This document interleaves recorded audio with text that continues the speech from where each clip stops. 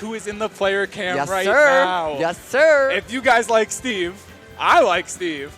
I also like Steve. You like Steve? I like Steve. I'll say it. I'll say it. Chad definitely thinks we're lying. Yeah, Chad, no. Chad is definitely thinks we're lying. I don't like playing against Steve, but Steve is fun to play and he's fun to watch. And I think that's what makes a fun character. I just like seeing people lose their stocks at 72 Diamond F Smash. I like seeing that. I think it's hilarious. You're a monster. I'm that's the one thing I don't like about Steve. I'm sociopathic. Yeah. I'm sociopathic. I like all of the neat little things he can do. His little, not even just the tech, but just the little tricks. Yeah. Like every Steve can play so different. He's such a creative character. Speaking of little tricks, Antimony has got them in plenty. And I'm going to be excited to see the zombie versus Jules, who is a me brawler. This is another banger set. Both of these players They're are all gonna be incredibly banger talented. sets. Yes, but both of these players are incredibly talented, neither of which was on the PR last season, but both have taken wins off of multiple PR players in the state and the region. Both are very, very talented players. Here we're getting into game 1 on Battlefield, Waffle. We are getting into Battlefield, a stage that probably benefits both players, which is why we ended up here, but it's always weird ending up on Battlefield. It's like, really strange. To start, you know? It's really strange, too, seeing that it wasn't banned as good as it is for Steve against me, Brawler. This is Brawler's best stage by a very wide margin. The amount of combo 0 to deaths he can do on this stage is absolutely absurd. But talking about 0 to death, I was going to say Steve is the 0 to death master, some would say. Yeah, he just has multiple. Well, I was going to say maybe not the master because Kazuya Mishima. I forgot Kazuya's in the game for a second there. But here on Battlefield, the minecart's going to carry Jules all the way down, and oh no, you're gone. You definitely got to mash out of that. You cannot give the Steve too much time to react, and Antimony, being the great player that he is going to react, and is going to take the first blood here in this set. But Jules definitely not out of it. Starting to get a little bit going. Okay, 107 on the zombie. But you can definitely see Jules, right, playing very patient, setting up, conditioning Antimony, looking for these opportunities. Downer is going to be a really interesting tool in this matchup because while the sweet spot spikes, the sour spot actually kills, and you're well into kill percent for that sour spot. Wait, me Brawler down there? Yeah, me Brawler down there, sour spot kills. Interesting. Yeah. I learn new facts every day. Speaking of things that kill, the jab, the iron jab into the combo, coast to coast. Antimony's got it going, and not even a stage 3 up B will save Jules from this onslaught. Sometimes it doesn't matter how many times you win against Steve in neutral, because Steve can just put on 80% in the blink of an eye, almost. Oh no, it's almost the same situation again, except this time Antimony's got Diamond. What can Jules make it happen this game? First stock was so close, but he's letting it get away from him just a little bit. He hasn't been able to find the stock.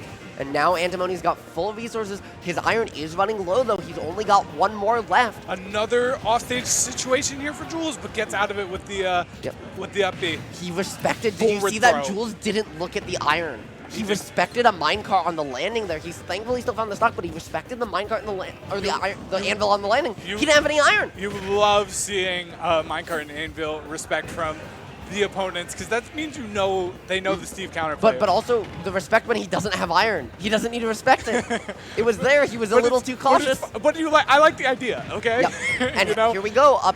Up air and doesn't find too much. Steve using the block to get back down. Antimony's building a little bit of a stairwell, trying to make something happen. Tries to catch the jump with the F smash, doesn't find it. But this is Jules' situation. You went to get materials in the corner, and now you're stuck, and Jules is punishing you for that, keeping Antimony in the corner as much as possible.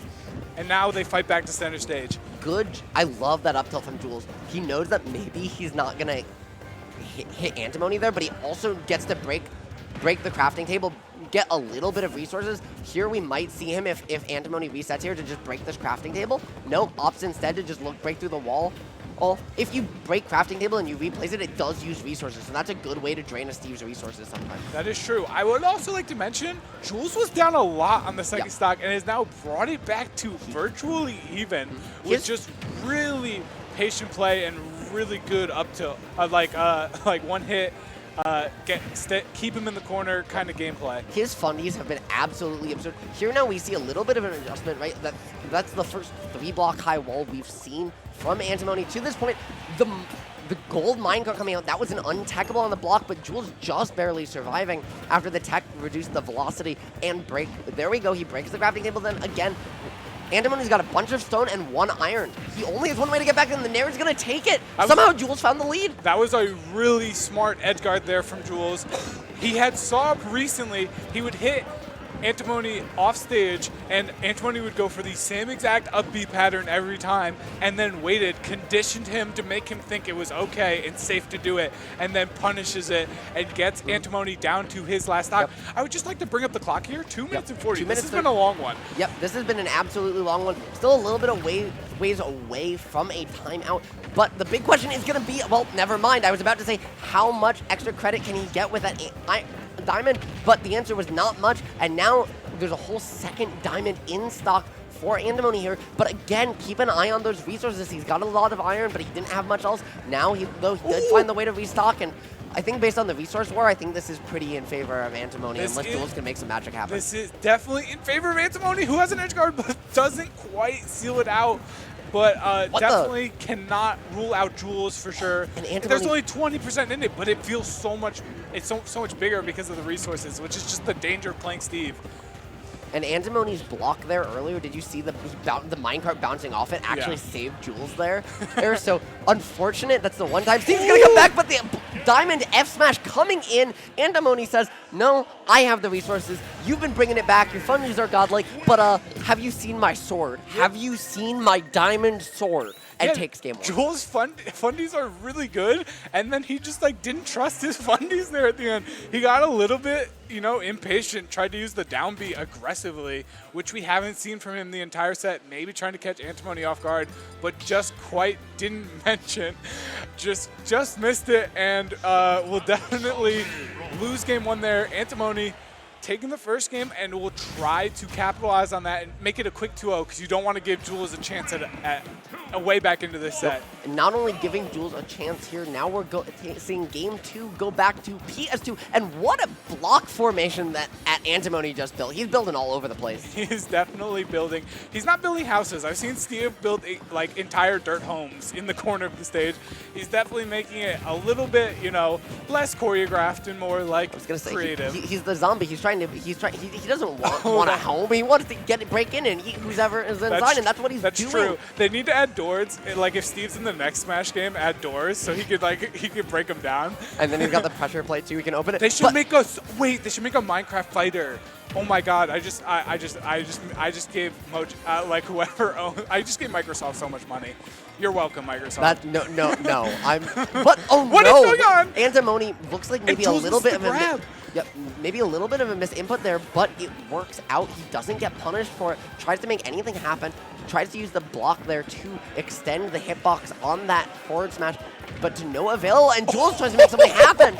I respect it so much, even though it completely whiffed and actually put him in an edge guard situation, but the idea was there, and I love that.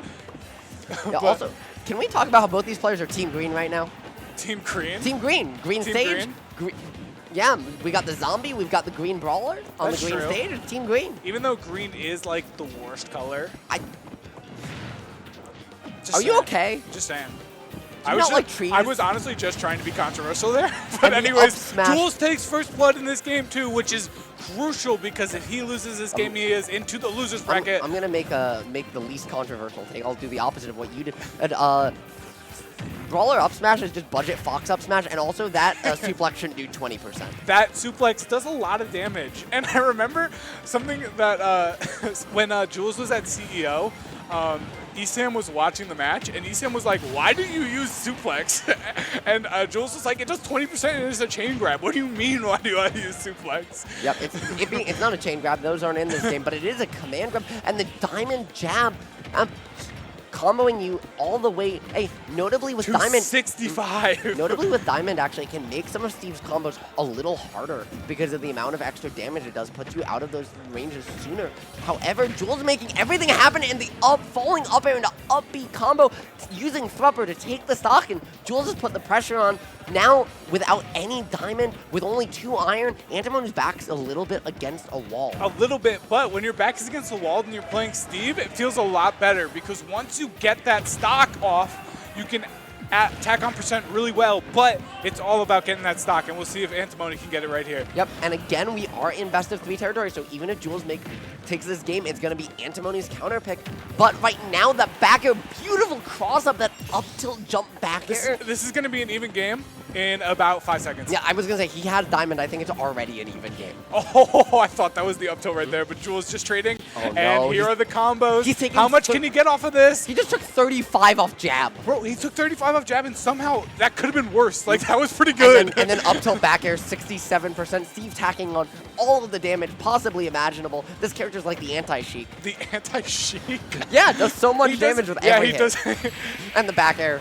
And it doesn't matter how dominant of a game you had, because Diamond's just gonna say, actually, you didn't pay $5.99, so I'm gonna take this with me. Maybe you paid $1, depending on what meme you use. Yeah. But I paid $5.99. Yeah, he definitely did not pay enough money in that set right there. Steve is going to take it with his really strong aerials. Listen, there. Diamonds cost money. Diamond's pretty good. Yeah, you gotta cash in sometimes. Pressure makes diamonds, and Antimony using the pressure to create diamond tools right there to take the